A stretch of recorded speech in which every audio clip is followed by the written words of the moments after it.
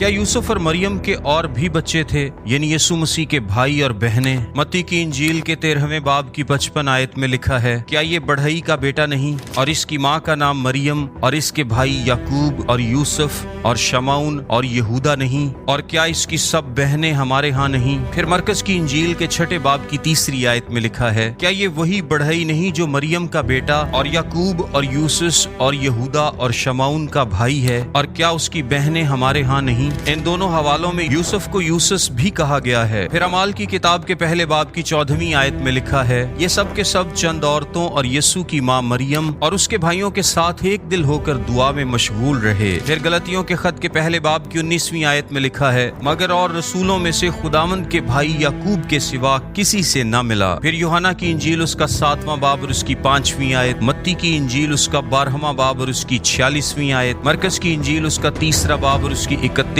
और 32 आयत, फिर यूहन्ना की इंजील उसका 7वां बाब और उसकी पहली 10 आयत, लूका की इंजील उसका 8वां बाब और उसकी 9वीं आयत, कुरंथियों का पहला खुत उसका 15वां बाब और उसकी 7वीं आयत। इन सब हवालों में भी यीशु के भाइयों का जिक्र है। सो कलाम मुकद्दस के मुताबिक यीशु मसीह के 4 भाई थे जिनका बार बार जिक्र किया गया है। यीशु मसीह अपने जी उठने के बाद अपने भाई याकूब को दिखाई दिए। कुरंथियों के पहले खत के 15वें बाब की 7वीं आयत में इसका जिक्र है। इसके बाद यीशु के भाई यीशु पर ईमान लाए। फिर यीशु मसीह का भाई याकूब यरूशलेम की कलीसिया का सरबराह या लीडर भी बना। इसका जिक्र अमाल की किताब के 15वें बाब की 13वीं से 19वीं आयत, फिर अमाल ही की किताब के 12वें बाब की 17वीं आयत, गलतियों के खत के 2 बाब की 9वीं आयत, गलतियों के खत के 1 बाब की 19वीं आयत और अमाल की किताब के 21वें बाब की 18वीं आयत में है। सो जब बाइबल मुकद्दस एक बात को सीधा सीधा बयान करती है तो उससे उलट मतलब निकालना तफसीरी असूलों के मुताबिक ठीक नहीं है। ये हम पहले ही देख चुके हैं कि मंगनी से पहले ना तो यूसुफ शादीशुदा था ना ही उसके बच्चे थे। सो ये 4 भाई और बहनें जिनकी तादाद नहीं लिखी, यूसुफ और मरियम के ही बच्चे थे जो यीशु मसीह के पैदा होने के बाद पैदा हुए। कलाम मुकद्दस में आप देखेंगे कि अक्सर यीशु के भाइयों का जिक्र उनकी माँ के साथ आता है। बाइबल मुकद्दस में ये कभी बयान नहीं किया गया कि यूसुफ की कोई इससे पहले भी औलाद थी। फिर जब मरियम और यूसुफ बैतलहम जाते हैं तो उस वक्त भी उनके किसी बच्चे का जिक्र नहीं है जो उनके साथ हो। यीशु मसीह की खिदमत के दौरान जब फैमिली का जिक्र आता है तो आप मरियम और यीशु के भाइयों को साथ साथ देखते हैं।